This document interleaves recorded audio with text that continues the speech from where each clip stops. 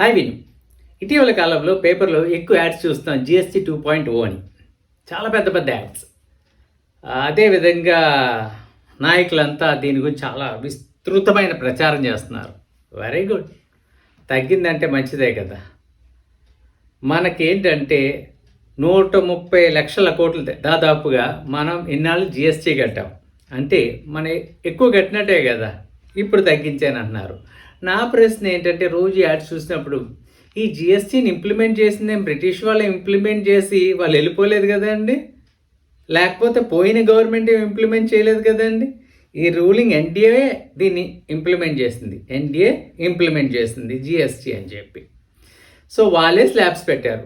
ఇప్పుడు వాళ్ళే కొన్ని సంవత్సరాల తర్వాత తగ్గించి మీకు ఇంత ఆదా అవుతుంది అని చెప్తే దాంట్లో మీనింగ్ ఏముందండి? ఓకే, ఇన్ఫర్మేషన్ ఇచ్చారు, మనందరికీ తెలుసు.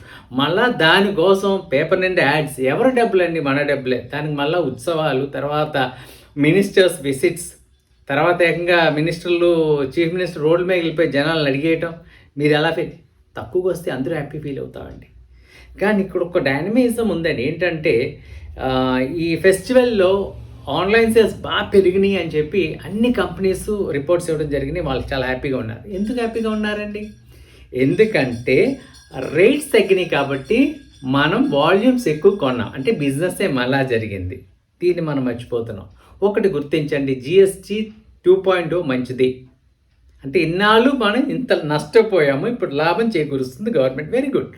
అంటే ఈ లాభాలు లేకపోయినా ఇక్కడి నుంచి అంత లాభాలు తగ్గినా సరే ఈ దేశాన్ని రన్ చేయవచ్చు.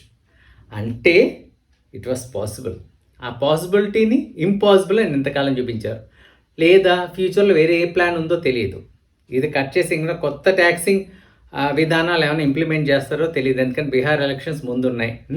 దాని తర్వాత ఏమవుతుంది అన్నది ఒక క్వశ్చన్ మార్కే. సో ఏదేదైనప్పటికీ మనకి తగ్గింది కదా అని చెప్పి మనం ఆవేశంగా వెళ్ళి కొనేసామనుకోండి, మన జేబులో చిల్లడతాయండి. Think of that. కొనే ముందు ఆలోచించుకోండి. తగ్గించాడు కదా అని కొన్నారనుకోండి, మీరే లాస్ట్లో నష్టపోతారు. అర్థమవుతుందండి? గవర్నమెంట్కి డబ్బులు వస్తాయి, బిజినెస్ మ్యాన్కి బిజినెస్ కూడా.